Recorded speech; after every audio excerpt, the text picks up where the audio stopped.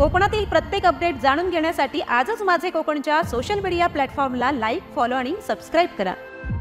रत्नागिरीतील वाटद खंडाळा येथील श्रीमती पार्वती शंकर बापट काशीनाथ महाविद्यालयात जिल्हा विधी सेवा प्राधिकरणाच्या वतीने कायदे साक्षरता कार्यक्रम पार पडला। या कार्यक्रमात बालकांचे हक्क, बाल न्याय व्यवस्था आणि त्यांच्या संरक्षणासंदर्भातील विविध कायद्यांबद्दल माहिती देण्यात आली। प्राधिकरणाचे सचिव आर पाटील यांनी विद्यार्थ्यांशी संवाद साधत बालकांविषयी असलेल्या कायद्यांची माहिती दिली। विधी संघर्षित बालक, संरक्षणाची गरज असलेले बालक तसेच बालकांवरील अन्याय, अत्याचार निवारणासाठी सुरू असलेल्या सेवांबाबत माहिती दिली। अस्पृश्यता निवारण आणि जातीय सलोखा याबाबतही त्यांनी विद्यार्थ्यांना मार्गदर्शन केले। यावेळी ॲडव्होकेट उन्मेष मुळे यांनी राष्ट्रीय विधी सेवा प्राधिकरणाच्या 2024 मधील योजनांची माहिती दिली आणि बालकांचे शिक्षण अधिकार यावरती विद्यार्थ्यांशी थेट संवाद साधला।